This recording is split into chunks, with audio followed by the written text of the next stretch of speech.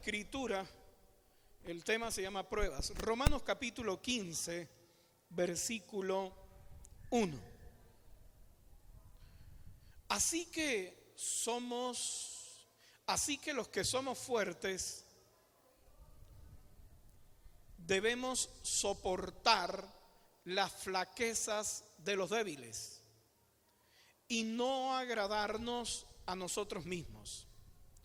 Cada uno de nosotros agrade a su prójimo en lo que es bueno para edificación.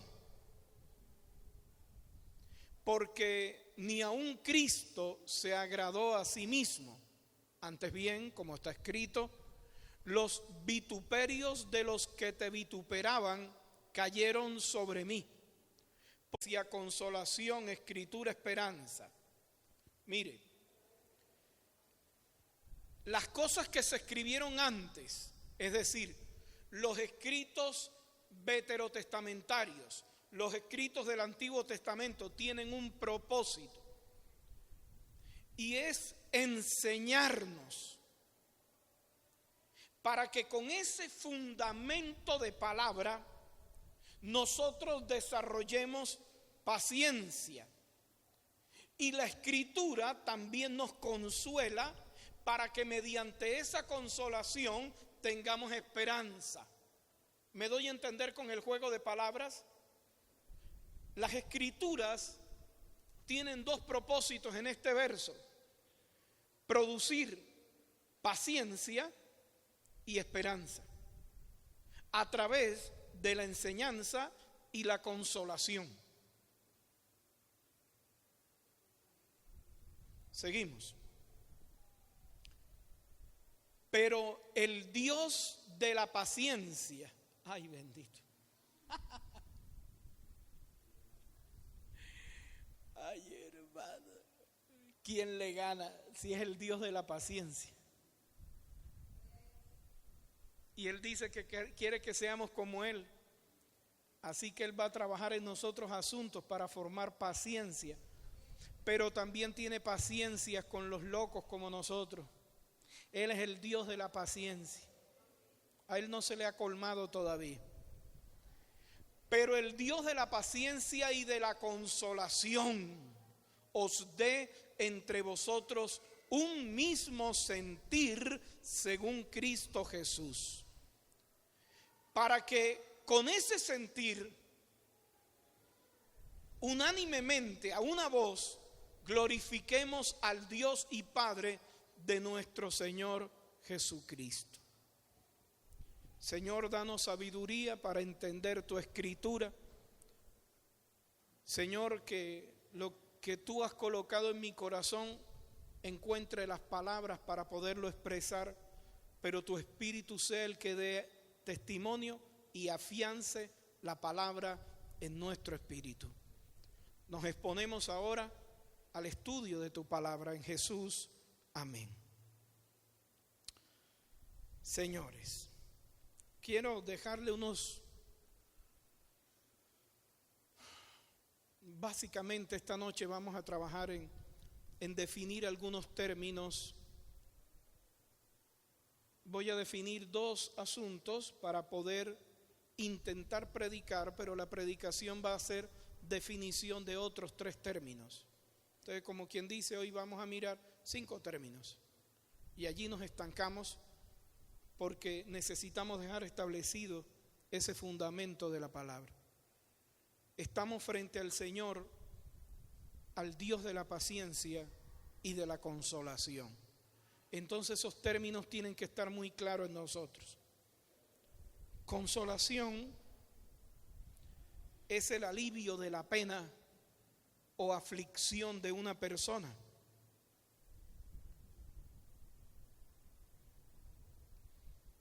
La consolación provoca que la compasión del amor de Dios llegue hasta el pecador y lo transforme. Es por esa compasión que el pecador es consolado. Dios siente dolor por los que sufren. y los consuela en horas de necesidad.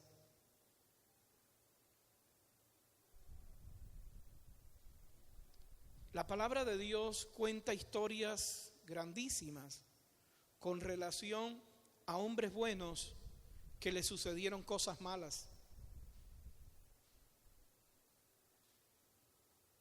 a hombres buenos que fueron víctimas de la injusticia.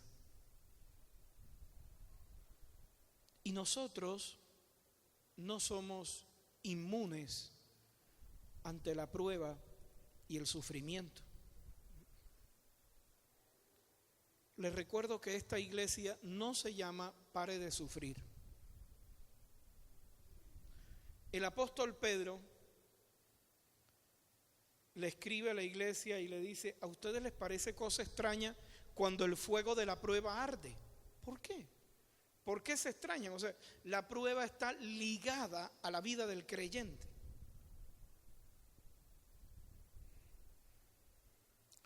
La carta a los romanos, ¿a quién fue escrita? A los romanos. Vio que eso ya lo ha aprendido usted en demasía.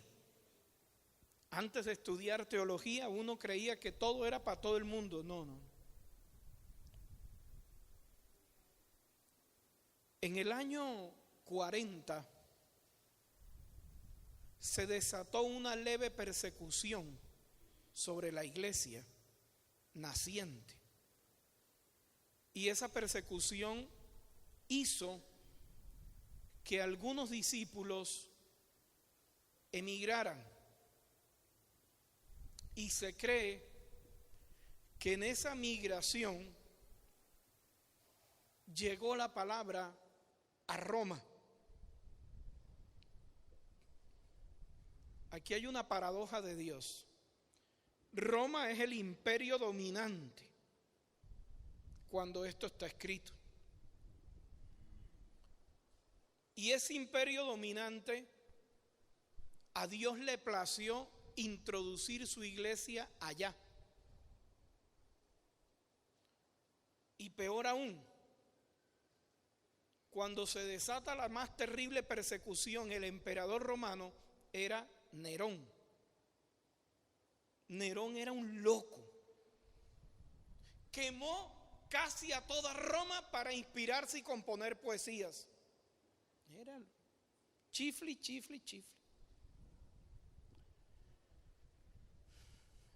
Y la iglesia se le instaló en el palacio. Y Pablo dice: saludes a la iglesia que está en la casa del César.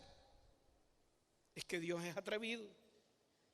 Dios, cuando tiene un propósito con algo, no lo ataja a nadie. En el año 66, cuando envían al general Tito a atacar literalmente ya, acabar con los judíos se refugian después de 4 años de guerra en el templo. Y es allí que pasa lo mismo que pasó en el Chocó, en Bojayá.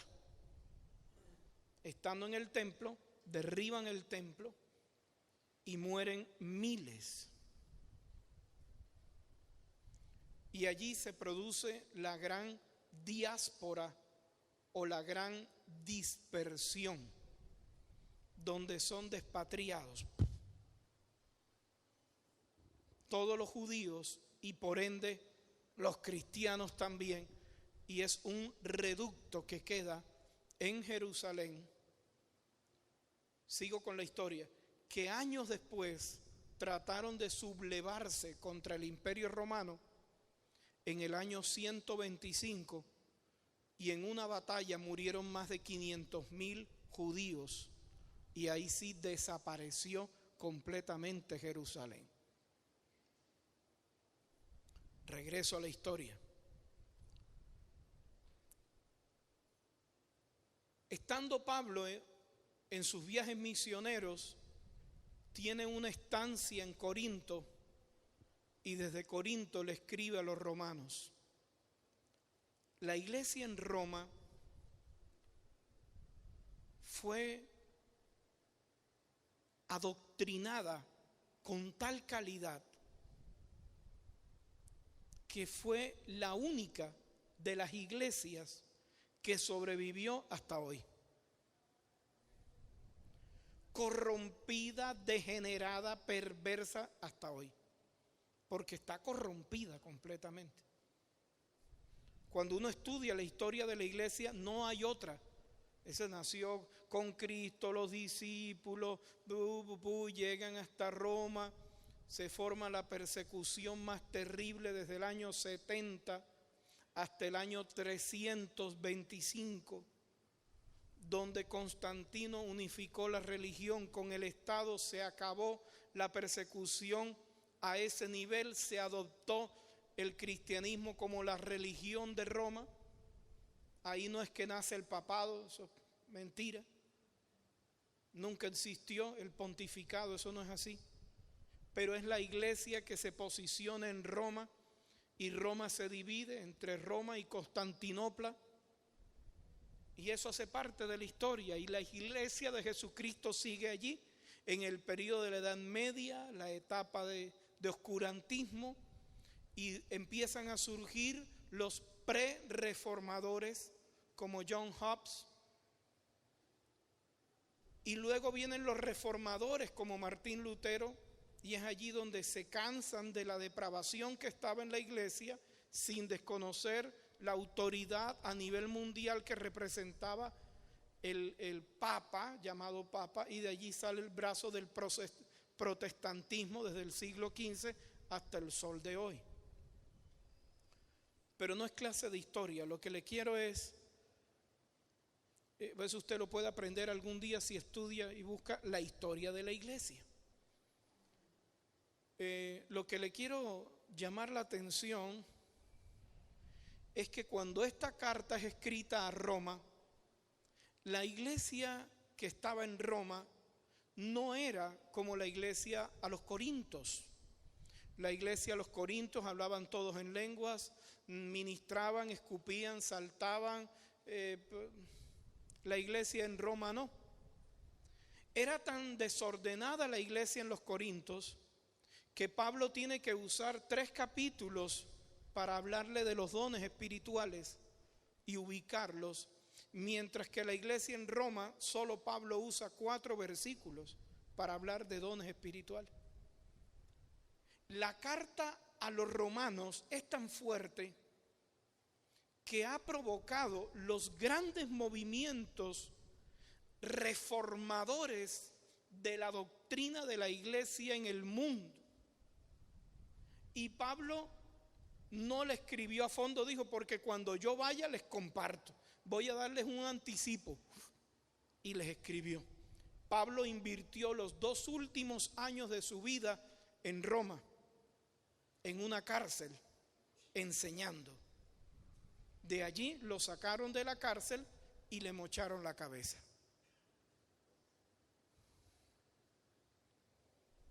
Hoy nosotros podemos caer en el error de evaluar los grandes ministerios por la ropa que usan, los Rolex que usan, los carros en que andan, los programas de internet en que salen, las fotos que sacan tumbando gente. En la antigüedad no era así. La grandeza de un ministerio se medía por la calidad de pruebas que soportaba el ministro. Y es de Dios volver a tener la visión de esa iglesia naciente y poderosa.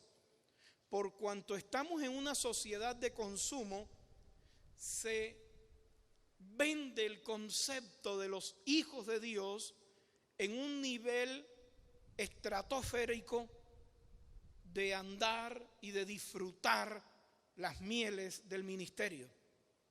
Por eso Pablo decía, si alguien anhela obispado, buena obra desea, porque parecía que no había mucha gente dispuesta a ser ministro, porque sabía lo que le esperaba. Pero hoy la gente sí quiere ser ministro, ay, viajar y comer y que le... Allí no es. Pablo le escribe a la iglesia en Roma ¿Y cómo era la iglesia en Roma? Era una iglesia naciente, creciente y seria. Es a la única iglesia donde Pablo le dice: miserable hombre de mí, estoy en un conflicto, encerrado en un cuerpo de carne y con mi espíritu quiero alcanzar algo. Una iglesia que aguantaba un lenguaje superior. Pero en el capítulo 1 Pablo le dice: cuando yo vaya les comunico un don. Lo que le escribió era la antesala, y con esa antesala la iglesia del Señor Jesucristo provocó la reforma del siglo XV, y el protestantismo ha vivido en los últimos 700 años, 600 años. Con esas palabritas, ¿qué tal donde nos enteremos de lo que predicó el tipo allá 2 años? Ahora, esta carta le dio un soporte a la vida emocional de una iglesia en pruebas. Porque el historiador Irineo concluyó que tienen esos cristianos que entre más los matan, más se convierten. El circo romano fue testigo de más de 3 millones de muertes de cristianos del Imperio Romano y de los que se le convertían dentro de la misma Roma, quemados, metidos en ollas de aceite, expuestos a los leones. Y entre más los reventaban, la fe más se fortalecía. Eso no lo dice la Biblia, lo muestra la historia. Eso lo puede usted aprender en un libro de historia, para que no piense que ya nos están lavando la cabeza en la iglesia. No es así. El fundamento de esa fe está en esa carta. Entonces, cuando usted tiene el tesoro de tener la carta a los romanos en su mano, sepa que fue escrita para gente que estaba atravesando las pruebas, ¿verdad, Jefferson?, más duras. Porque eran pruebas de vida. No eran pruebas: ay, pastor, ore por mí que mi hijo tiene fiebre. No, no estamos desestimando eso. Era: pastor, ore que mataron a mi hijo ayer en el circo romano y creo que venimos nosotros. Así era el calibre de esas pruebas. Los niños despedazados. No era sencillo. Y los emperadores, eso no lo dice este pastor hablando de Roma. No. Que cuando yo hablo de Roma la gente piensa en la religión católica. Eso nació en el siglo III. Pero los emperadores, uno era loco, el otro era degenerado, el otro era peor, el otro era perverso. Lea Nerón, Calígula, degeneradísimos. Practicaban la zoofilia, el incesto, locos completamente. Nerón mandó a ejecutar a 7 de los 11 apóstoles que habían quedado. No era fácil, era un imperio terrible. En ese contexto se le escribe a la iglesia que está allí, y fue la única que sobrevivió. Es berraco. Por eso, cada uno de nosotros debe atravesar, y le anticipo, no le estoy profetizando, no, vienen más pruebas. Eso está ligado. No pensemos que ya la hemos vivido toda. No. Como dice el pastor Satirio, hay más. Es que ese hay más lo asociamos con poder. No, hay más. Yo pensé que había vivido las pruebas más duras, y últimamente hemos vivido una terrible, y todavía hay más, apenas se está poniendo fea. Entonces hay más. Eso debe producir en nosotros un fruto. Usted ha vivido pruebas. Bueno, yo sé que esta palabra nadie se parará a pactarla, pero hay más.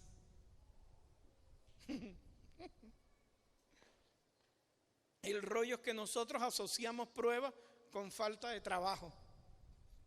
No, hermano. Dios es más que eso. Cuando, mire, hay gente buena que le ocurren cosas raras, malas.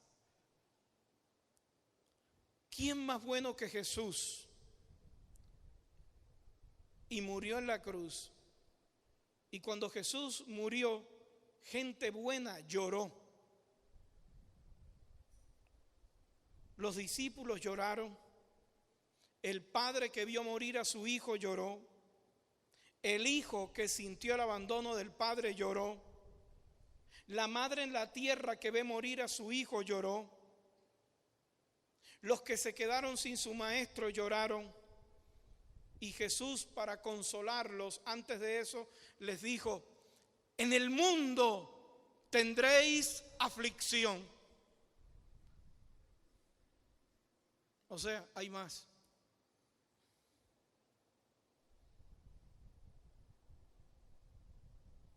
Pero Pablo habla refiriéndose a Dios como el Dios de toda consolación.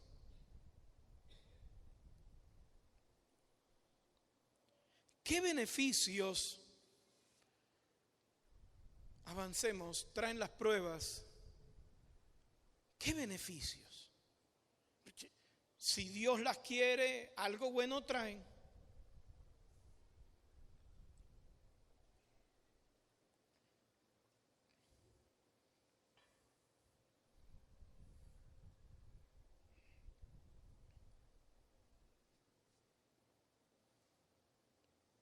Número 1, primer beneficio de las pruebas: perseverancia.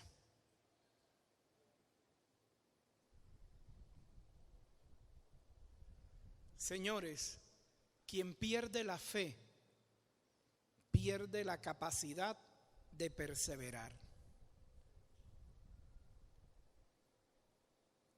La palabra perseverancia viene de una palabra griega, proskartereo, que significa continua permanencia en algo. Perseverancia es eso, continua permanencia en algo.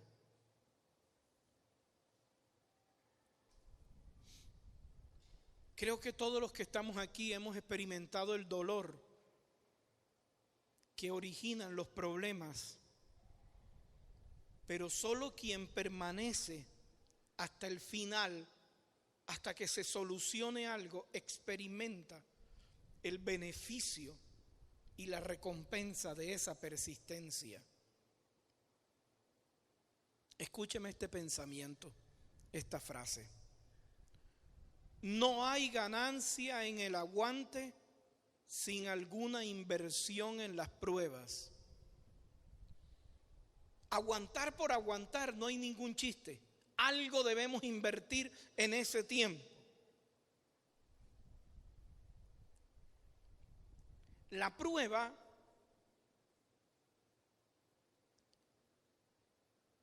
es que necesito definirle primero qué es prueba. Prueba no es de probar. Eso no es prueba. Prueba es aprobación. Viene de una palabra griega que es dokimión, aprobación. Entonces, la parte verdadera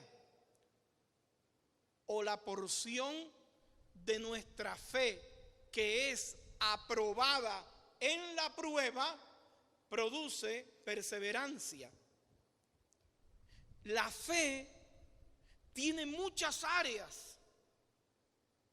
Y una de las áreas internas de la fe es la perseverancia. Entonces, cuando soy puesto a prueba, a perseverar, a ser aprobado en algo, esa área de la fe que recibe la aprobación es lo que realmente aproveché de lo que he estado viviendo. La Biblia compara la fe al oro. ¿Y por qué? Porque es el único material que resiste la prueba del fuego.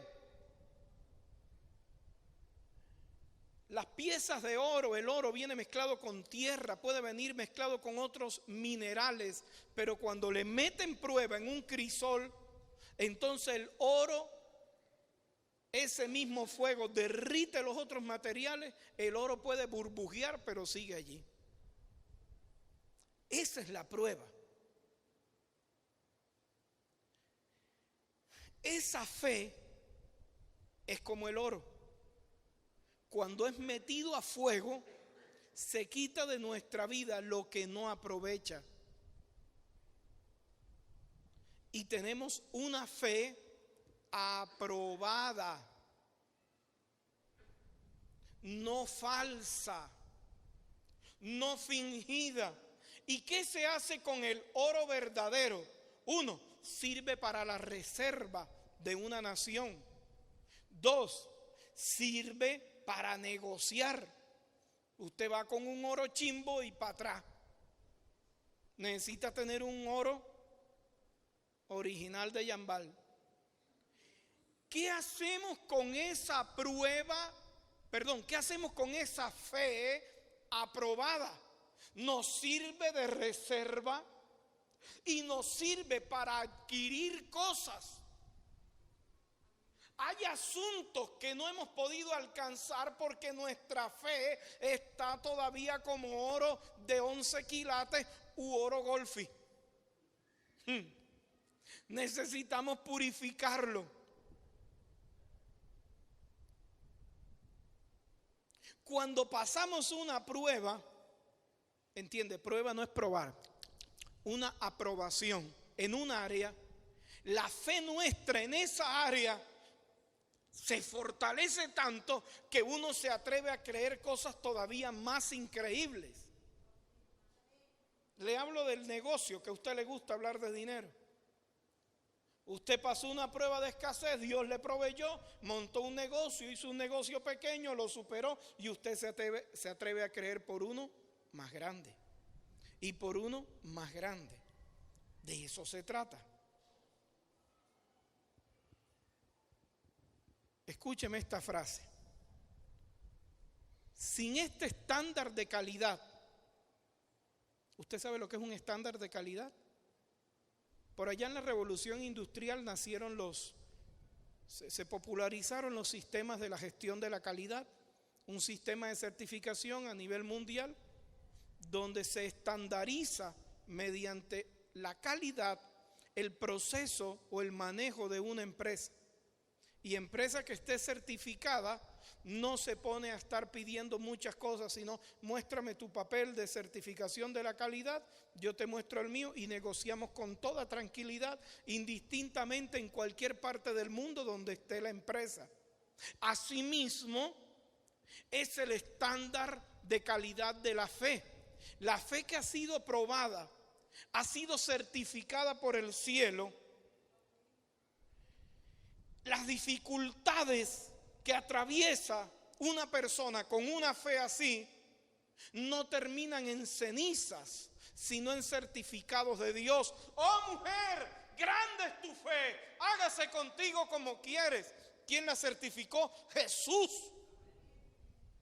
Ante una fe terriblemente poderosa que soportó con perseverancia permanecer en algo. Señor, no me voy hasta que no bendigas mi hija. Despídela a Jesús, no me voy. Que te vayas, no me voy. Jesús, ten misericordia de mí. No le puedo dar el pan a los perros. No me importa, yo no soy perro, pero necesito que sane a mi hija. Oh, mujer, la certificó el cielo. No, Señor, no soy digno que entres a mi casa. Di la palabra. En Israel no he hallado una fe tan fuerte como la de este centurión. Vaya a su casa que ya su criado está sano. Lo certificó el cielo. Mis hijos, yo quiero que mi fe la certifique el cielo. yo quiero más cosas en Dios. Yo sé que van a venir más pruebas, pero hay una iglesia que está esperando mayores respuestas de Dios. Hay un municipio que está necesitando salvación de Dios. Hay un continente que está esperando que de aquí salgan ministros a otras partes. ¿Y cómo va a ser posible eso? Con un sustento de una fe certificada. Cuando usted y yo estamos en el filo de la prueba, en el análisis de la certificación, por favor, no te quejes. Eso es para mostrar de que tú sí eres capaz de extenderte a otro nivel. Profesora Nelly, cuando una institución de educación es certificada, a nadie le gusta cuando llegan los pares certificadores. Eso se crespa a todo el mundo. Cuando viene una auditoría de certificación a una prueba, a una empresa, todo el mundo anda encrespado porque llegaron los que van a certificar y ponen no conformidades. No te descalifican, sino que te dicen, trabaja en esta área hasta que seas aprobado completamente. Lo mismo es Dios. Él no deja nada inconcluso. Somos probados, encuentra grietas y dice, Manuel, tienes que trabajar en esta área, ahora te voy a dar más duro. Amén, Señor, dale. Y delite. Pero es porque queremos cosas mayores. Es muy bonito decir, vienen cosas grandes en el nombre de Jesús, ahora. Y usted diría, amén. Bueno, cosas grandes, pruebas grandes. Si no, se nos revienta el carácter. La fe verdadera, como el oro, soporta sin importar la temperatura del fuego.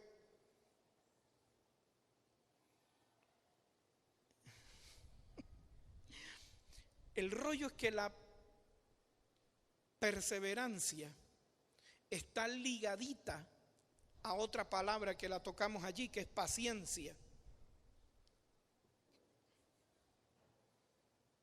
Y la paciencia, ¿qué es perseverancia? Yo la definí ya. ¿Qué es perseverancia?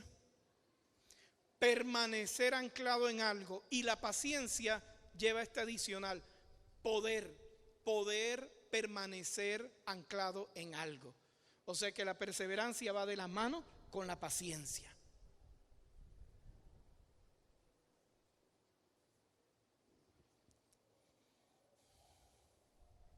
La paciencia viene de una palabra que traduce estabilidad. ¿Qué es alguien impaciente? Es alguien inestable.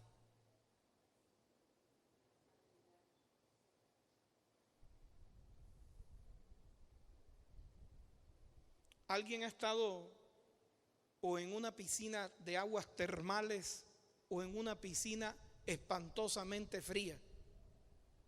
Las dos son incómodas. ¿No mete?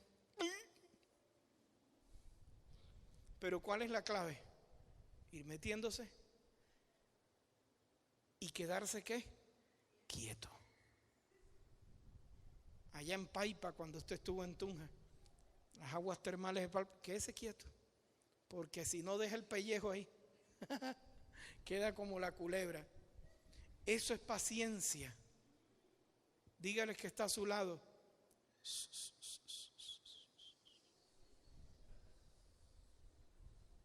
¿Qué es eso? Quédese quieto. No chille mucho, que igual no te van a sacar. Por más que grites, no van a dejar de ponerte la pistola de fuego encima de la prueba. Mejor quedarse quieto. Y yo voy a hacer y voy a padecer.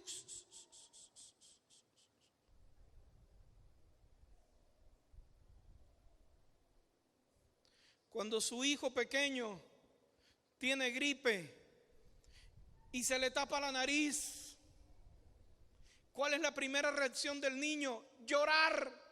Y si llora, ¿qué pasa? Peor.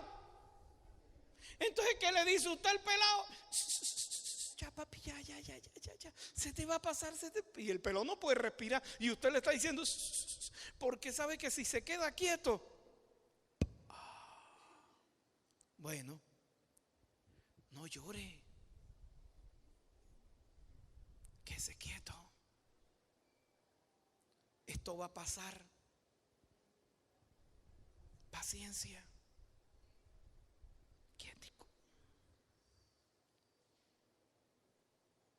porque a uno hay cosas que le provocan es salir corriendo. De pronto te caes y te lastimas. Quieto. Quédese quietico porque de pronto viene más candela. Así que entre menos patalees, más rápido. Por eso es que Dios nos compara con la oveja. Y Jesús fue el cordero. Cuando el cordero le están trasquilando, callado. Lo están matando, tampoco habla. Haga así con un chivo. Dios mío. Eso le da a ver. César lloraba viendo ese chivo en la Guajira que estaban matando. Un escándalo. Y César, no, yo no como chivo. Cuando lo vio asado, se le olvidó el sacrificio.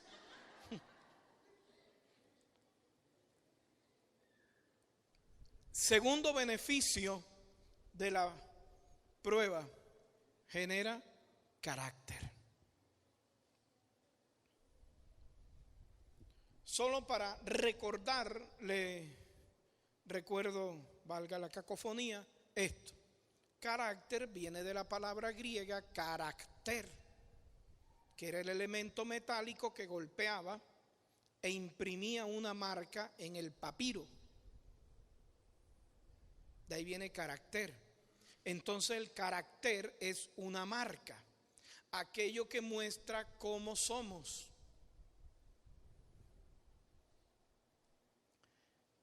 Y lo único que influencia positivamente nuestro carácter es una visión dada por Dios. El carácter en nosotros se forma por nuestra educación política, religiosa, moral, geográfica, cultural. Todo eso va formando carácter. Alguien habla de carácter débil o carácter fuerte. Dios ha venido tratando conmigo hace años en mi debilidad de carácter. ¿Cómo manifestaba la debilidad de carácter su pastor? Siendo volado, explotaba. ¡Pah! Eso es carácter débil. Yo no sé el mundo de dónde es que él es fuerte de carácter. Mentira, débil. Cuando uno estalla es porque es débil. Y este pastor estallaba y Dios está dándole ahí para que no estalle. ¿Y sabes qué es lo que más lo hace estallar? Bueno, a mí me hacía más estallar la injusticia. Duro. Y tenía razón de estallar por la injusticia. Ahora, es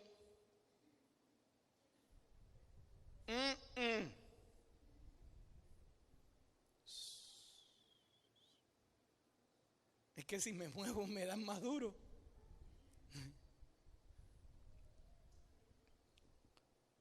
Entonces, el carácter del ser humano es influenciado positivamente por la visión de Dios. Cuando Dios nos da una visión de destino de vida.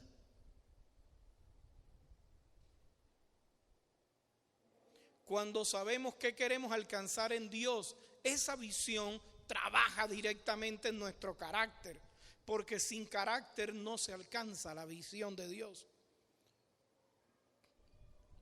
El carácter del ser humano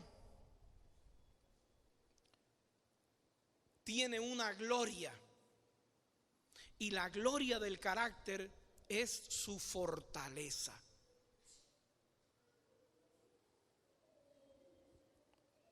Un carácter puede tener todas las virtudes, puede ser benigno, bondadoso, una persona humilde, pero si no tiene la fortaleza, está condenada esa persona al fracaso. Alguien puede ser brillante, inteligente, perceptivo, intuitivo, pero si no tiene fortaleza de carácter, no vale nada. Alguien puede ser sacrificado, abnegado, trabajador, responsable, pero si su carácter no tiene fortaleza, no vale nada.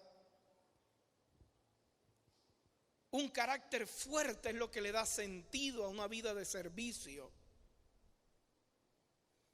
¿Y cómo viene esa fortaleza? Cuando somos expuestos a tener experiencias con Dios. Porque la fortaleza no es algo que se adquiere, pero es algo que Dios da. Por ejemplo, miremos la vida de Moisés. Sé que estoy hablando de Pablo, pero hablemos un poquito de Moisés.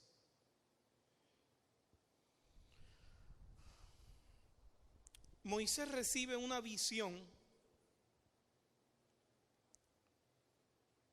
quizá transmitida por su hermana, por su mamá, que fue la que lo crió sin que nadie supiera que era la mamá.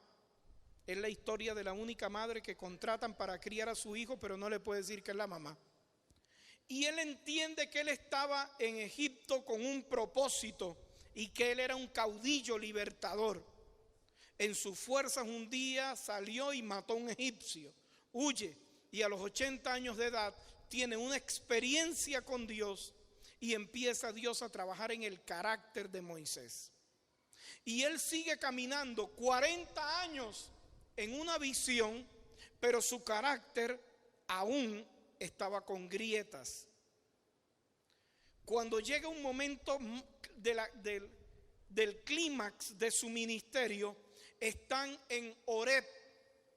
Y en Horeb Dios le dice, porque el pueblo se estaba quejando, que le diera de beber. Dios le dice, háblale a la peña.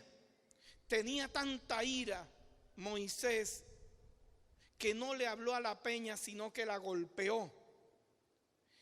No fue el hecho solo de golpear, es que su carácter se quebró y no aguantó, y tampoco iba a aguantar para lo que venía.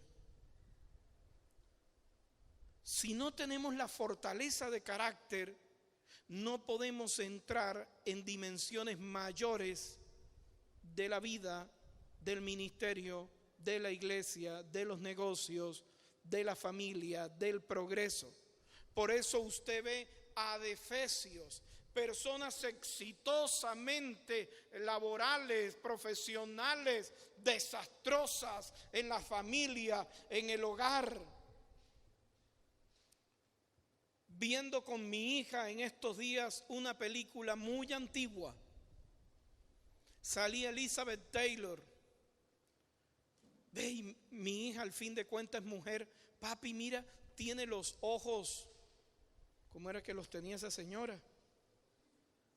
Eran como un color tornasol. Ella tenía un color de ojos algo exquisito.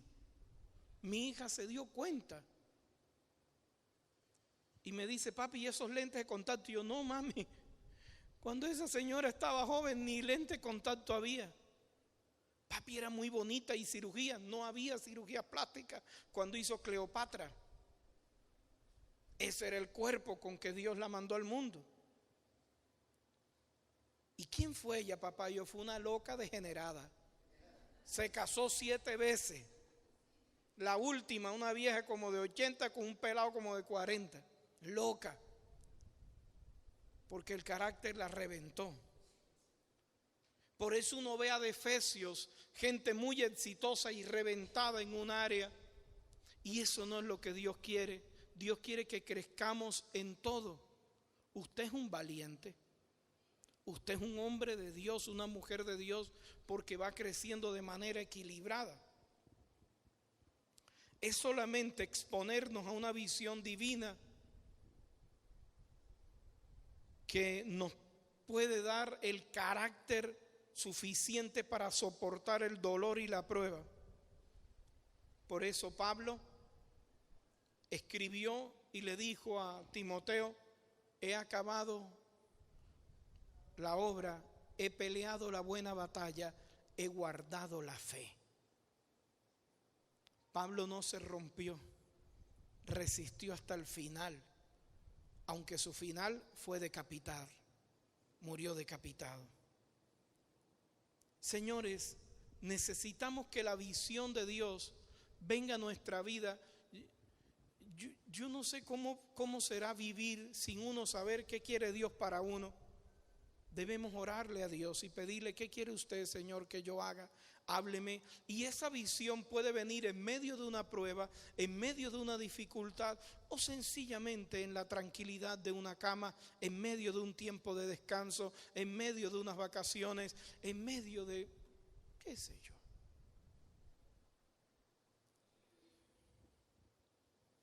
Todo líder debe ser fortalecido en medio de la prueba para que su carácter no se agriete en el momento de máxima presión. Y Pablo le estaba hablando eso a la iglesia de Roma para poder resistir lo que venía. ¿Y qué le venía a esa iglesia? Estamos hablando de que esta carta fue exageradamente escrita entre el año 63 al 70 máximo. Pablo murió antes de eso. A esa iglesia le venían más de 200 años de persecución.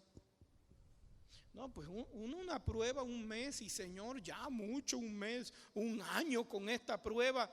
A esta iglesia le vinieron 2 siglos.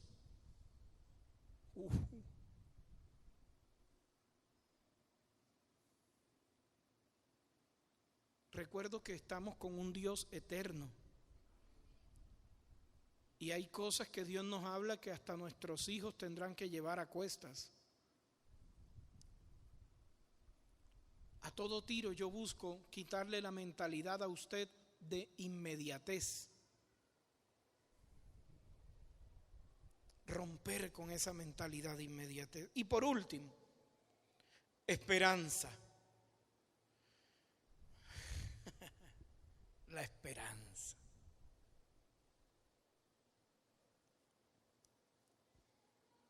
Cuando vivimos con la esperanza bíblica que Dios habla en su palabra, nuestra vida está anclada en algo seguro.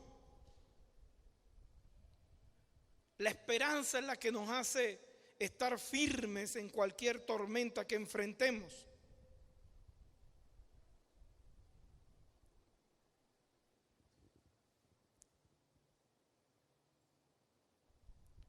El salmista dijo: encamíname en tu verdad y enséñame, porque tú eres el Dios de mi salvación. En ti he esperado todo el día.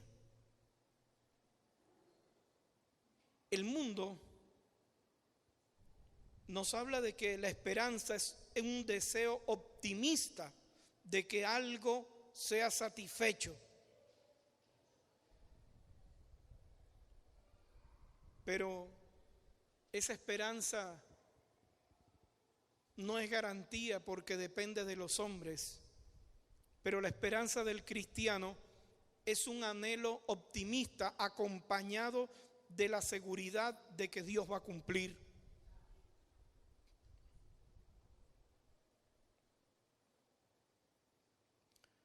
Termino esta primera parte para decirle que la palabra esperanza viene de una raíz, de una palabra griega que es elpis, que significa expectación favorable y confiada respecto al futuro. La esperanza en Dios no avergüenza. Eso dice la Escritura. El Señor dijo que en estos tiempos permanecen la fe, la esperanza y el amor, siendo el mayor de ellos el amor. Le explico cómo funciona esperanza y fe. La fe es para hoy, la esperanza no solamente es para hoy, sino que es para mañana también. La esperanza sostiene la fe y la fe le da vida a la esperanza. La fe me sirve para un día, pero la esperanza permite que la fe transite en la vida y esté viva para mañana. Dios no respondió hoy, seguro que mañana Él hará. Pero mi fe se acabó hoy y la fe reposa, duerme sobre los brazos de la esperanza y mañana vuelvo a tener una fe viva porque tengo la esperanza. Abraham es conocido como el padre de la fe, pero Abraham, dice Pablo en Romanos, que Abraham creyó en esperanza contra esperanza, o sea, más allá de la fe, donde no hay ni fe ni esperanza de que Dios responda. Abraham, nuestro padre espiritual, sacó la contraesperanza. En el ejército, en las fuerzas militares se habla de la inteligencia, pero se habla de la contrainteligencia, y son más bravos que la inteligencia, porque esos son los que investigan a los inteligentes. Así que el Señor, Abraham sacó la contraesperanza cuando ya había perdido aún hasta la esperanza, se renovó en esperanza. No se avergüence si usted tiene respuestas inconclusas o no respondidas de parte de Dios. No busque ponerle pañitos de agua tibia y dar respuestas ilusorias a sus familiares. Si Dios no le ha respondido, pues no ha respondido y punto. Y si no nos responde a nosotros, le responderá a mi hijo, pero responderá. Él es eterno, yo no. Alguien dijo: Señor, tú eres eterno, yo no, respóndeme ahora. ¿Quién dijo? Lo que sé es que Dios responderá. Ya yo tengo descendencia. Tengo 3 chamitos y ustedes. Y si Dios hay cosas que no me responde a mí, le responderá a usted. Porque usted es descendencia espiritual. Bueno, pues si me ve como padre, si no, tranquilo. Pero Dios responde. Entonces la esperanza ayuda a sostentar la fe para poder transitar en medio de la prueba. Mire,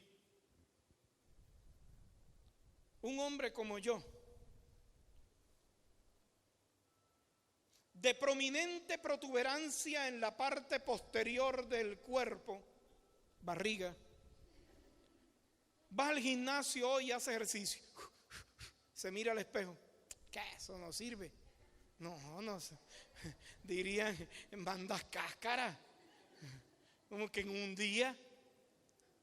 La fe me sirvió para ir al gimnasio y creer que el ejercicio sirve, pero me veo al espejo y se va la fe. ¿Y qué me sostiene para mañana? La esperanza. Y mañana otra vez voy y sé que un día en esperanza mi fe verá su fruto. Hay cosas que nosotros agarramos en fe, pero se siembran en esperanza. Por ejemplo, usted toma su diezmo, su ofrenda, lo trae al altar, ¿lo trae en fe o en esperanza?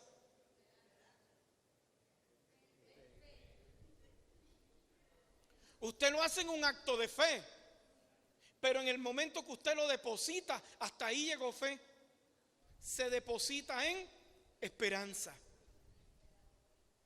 Porque mañana no va a cosechar. Pero de que cosecha, cosecha. ¿Cuánto demora la papa? 6 meses. Y cuando el campesino la entierra, ¿al mes la va a mirar? No, se la tira. Tiene que dejarla ahí enterrada. Yo no sé de papa, yo sé de palo de mango. Debajo del palo de mango, debajo, epa Pedro. El palo de mango demora 5 años en parir, pero cuando agarra a parir, Dios santo, y no cansa, y usted trague mango, pero a los 5 años. Si usted a los 3 años le entró el arranque, ay, ya yo voy a sacar eso, lo tiró. Hay gente que cuestiona cuando siembra en Dios. Una mujer, solté una palabra, Dios me dio una palabra aquí de ciencia, un domingo, Dios descubrió lo que estaba sucediendo en ella, terminó culto y me dice: pastor, quiero que ore por mí, porque yo soy la mujer que usted dijo. Y dije: no, ya yo oré, Ya Dios habló. No sea que con duda desenterremos lo que con fe fue sembrado.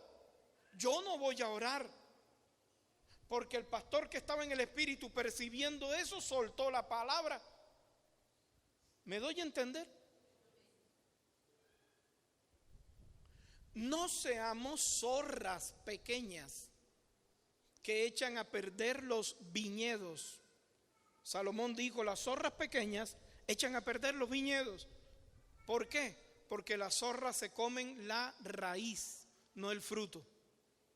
Y entonces se seca la planta.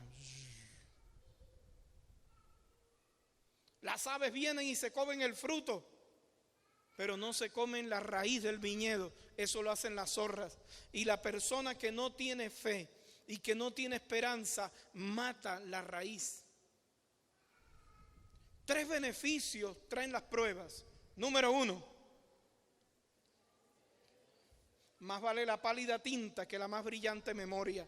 Número 1, perseverancia. Número 2,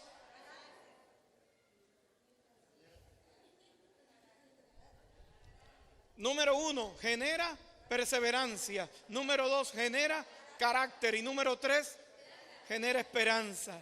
Muy bien. ¿Qué pasó con esa iglesia? Los que recibieron esa carta murieron. Vinieron los sucesores, murieron. Vino otra generación, murió. 200 años, exactamente 255 años después, Constantino dijo, se acaba la persecución. Si no tiene hijo chiquito, no mire que no es su hijo. Elkin, Liliana estaba mirando. Hija, todavía no. Elkin no quiere ser abuelo. En el año 325, Constantino dijo, fin de la persecución. 255 años en una prueba. ¿Cómo sobrevivieron? ¿Cómo sobrevivió la fe hasta hoy? En esperanza, en perseverancia. Se necesitaba ser muy perseverante en la oración, en compartir a sabiendas que los mataban. Hoy día se estima que en el 2030 habrá más cristianos en la China comunista que en Latinoamérica, donde le cierran templos. Este año cerraron más de 200 iglesias. ¿Pero qué es? Perseverancia. Dándole algo y los están oprimiendo. El Estado Islámico, ¿a cuántos cristianos no mató este año? Y siguieron.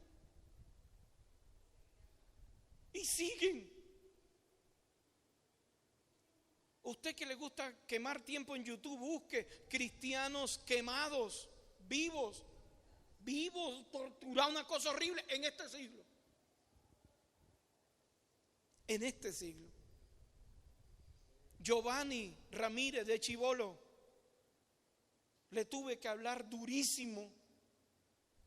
Le dije, alto.